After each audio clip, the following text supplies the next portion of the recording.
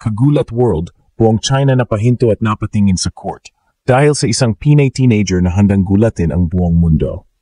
Alexandra Alex Ayala, ang tinaguriang tennis prodigy ng Pilipinas, ay nakatakdang sumalang sa isang napakalaking laban kontra kay Victoria Golubic, isang WTA titleist at dating Wimbledon Top 4 semifinalist.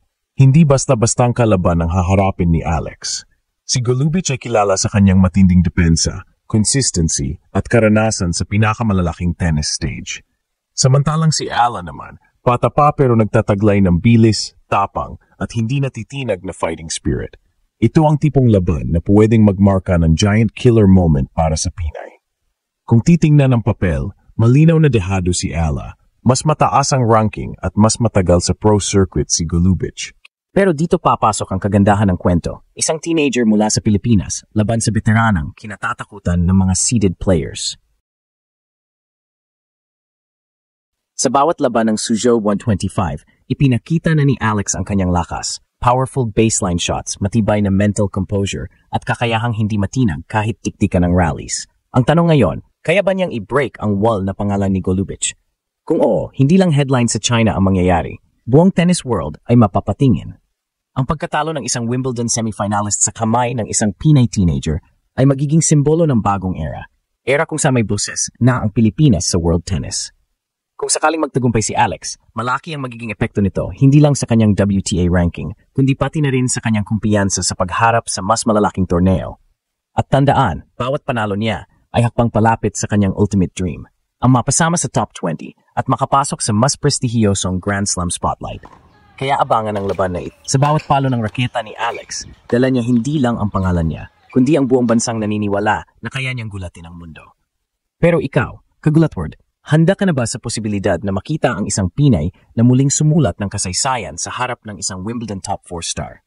Kapag sinabing David Sgoyat sa tennis, madalas naisip natin ang mga batang racing stars na humaharap sa mga veteranong matagal nang nakaukit ang pangalan sa mundo ng sports.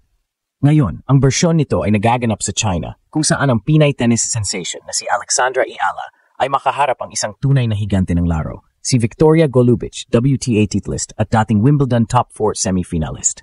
Para sa mga hindi pa gaanong kilala si Golubic, siya ay Swiss star na matagal nang kilala sa kanyang matibay na depensa, maayos na court coverage at kakayahang kontrolin ang tempo ng laban. Naranasan na niyang tumapat sa pinakamabibigat na pangalan ng WTA at napatunayan na kaya niyang makapasok sa mga pinakamalalaking entablado, kabilang ang Wimbledon kung saan nakarating siya hanggang semifinals. Sa madaling salita, bihasa siya sa pressure. Ngayon, pumasok si Alex Ayala, isang teenager mula sa Pilipinas na mabilis nang umaakyat sa ranggo ng WTA. Sa kabila ng murang edad, nakapag-ipon na siya ng mga panalong nagpapatunay na hindi siya basta-basta.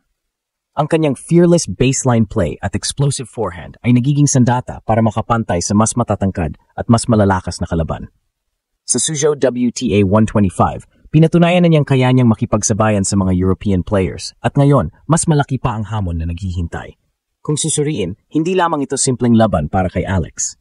Ito ay pagkataon para patunayan na handa na siyang humarap sa mga bigatin ng tennis world. Ang bawat panalo niya, laban sa mas mataasang ranggo, ay parang statement win na nagsabing hindi na siya isang baguhan, kundi isang seryosong contender. At kung sakali mang magtagumpay siya kontra kay Golubic, malaking hakbang ito patungo sa kanyang long-term goal, ang makapasok sa WTA Top 20 at makapwesto sa Grand Slam main draws.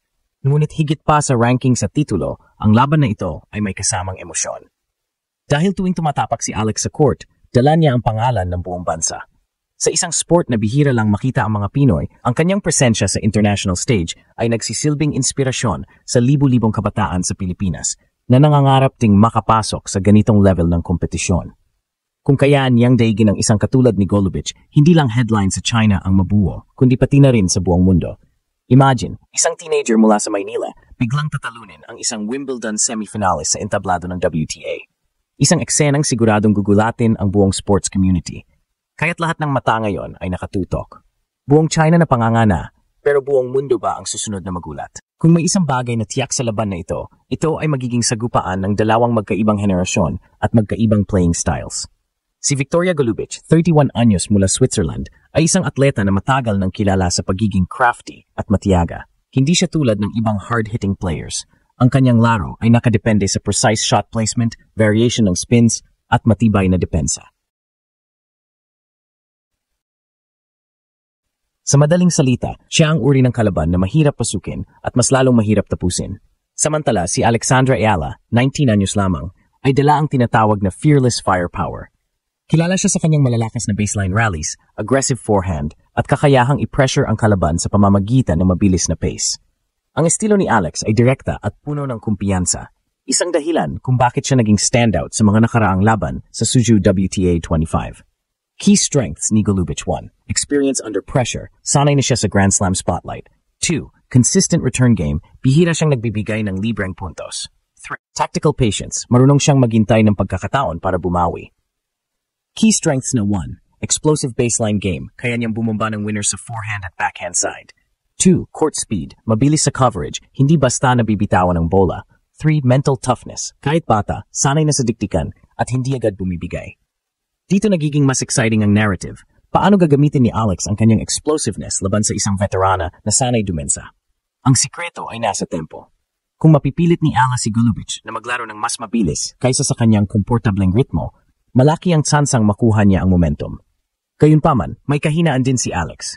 Dahil sa kanyang agresibong style, minsan ay napapadalas ang unforced errors. At laban sa isang consistent returner tulad ni Golubic, bawat mali ay pwedeng maging kapital ng Swiss star para kontrolin ang rally. Kaya't kailangan ng Pinay na manatiling kalmado at maglaro ng matalino, hindi lang puro lakas. Sa kabilang banda, si Golubic ay may limitasyon din. Sa edad na 31 at mas mahina sa physical explosiveness kumpara kay Alex, maaring mahirapan siya kung hahaba ang rallies at kung pipilitin siyang gumalaw sa gilid-gilid ng baseline. Ito ang dapat samantalahin ni Alex, ang kanyang kabataan, bilis at stamina. Kaya't sa darating na laban, hindi lang ito basta sagupan ng raketa. Ito ay magiging laban ng estratehiya at pusong Pinoy. Kung makakahanap si Alex ng tamang balanse ng aggression at control, maaring makita natin ang isa sa pinakamalaking upset ng taon sa women's tennis.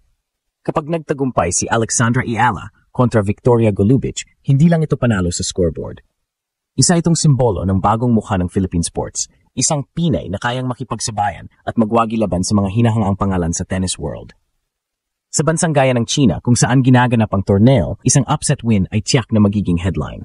Pero higit pa doon, sa buong mundo ay mapapansin na may Pinay na paparating. Para sa Pilipinas, ang laban ni Alex ay hindi lang personal na career milestone. Dala niya ang inspirasyon para sa libu-libong batang tennis players na nangangarap makapasok sa world stage. At kung matatalo niya ang isang Wimbledon semifinalist, malinaw na mensahe ito. Hindi hadlang ang pagiging galing sa isang bansang hindi powerhouse sa tennis. Kung mangyari ang upset na ito, tiyak na usad ang kanyang ranggo, tataas ang kanyang kumpiyansa, at mas lalakas ang tsansa niyang makapasok sa mas prestihiyosong Grand Slam draws.